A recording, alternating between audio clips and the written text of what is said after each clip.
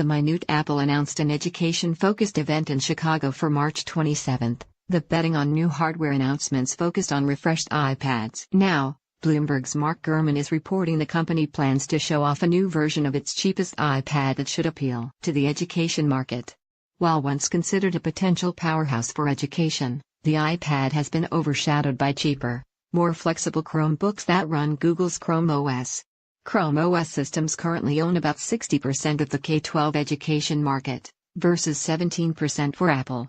Lowering the entry price for iPads could help win some of that market share, and Apple is already moving in this direction. Last year's iPad price cut, where the 2017 iPad at $329 replaced the iPad Air 2 at $499, was the prime driver that finally reversed a 13-quarter trend of iPad sales declines, even as higher-end iPad Pro models deliver better screens, sleeker design and support for the Apple Pencil stylus at considerably higher prices. So, an even cheaper iPad would certainly goose sales both inside and outside the classroom. But how does Apple lower the price without sacrificing its profit margins, which have propelled the company to its current status as the world's most valuable corporation?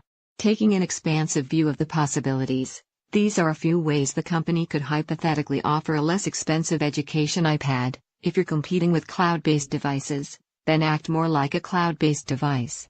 Local storage for the basic iPad starts at 32 GB and goes up to 128 GB. Many Chromebooks get away with just 16 GB of local built-in storage, and flash memory for these devices isn't cheap. Especially for schools, many software functions could be moved to remote cloud-based servers, which would also make it easier to lock devices down and make sure they're used primarily for schoolwork, not for playing games or posting on social media. To really strip it down, even more features could be scaled back. Drop the headphone jack, or one of the cameras.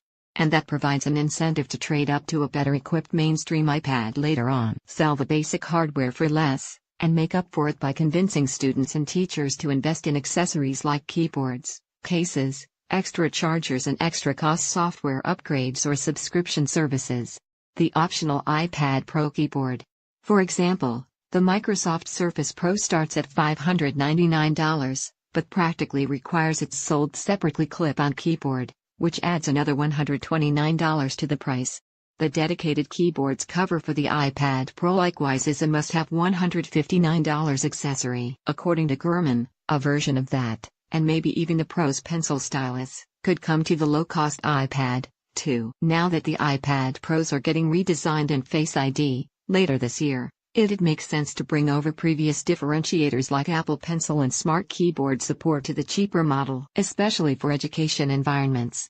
https://t.co/0s5grwg. In fact, it looks possible that the Apple Pencil accessory, previously restricted to the iPad Pro, will be coming to this new, lower-cost 9.7-inch iPad. MacRumors quotes KGI Securities analyst Ming-Chi Kuo as saying, the new low-price 9.7-inch iPad will likely support Apple Pencil.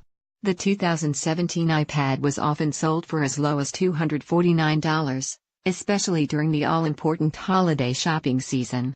And, it was already engineered to wring some cost advantages from the design, adding thickness and weight back into the body. The mechanical lock switch was removed, and the display lost a laminated coating. The point being that the costs for producing that product have already come down, and it can apparently be sold at $250 during big sales without hurting anyone. Sell it, even at a loss, to schools and students and you accomplish something very important, turning young users into long-term Apple customers. Start with an iPad, even a subsidized one, in grade school, and by the time you're in high school or college, you've traded up to a MacBook that can easily cost 4 times as much.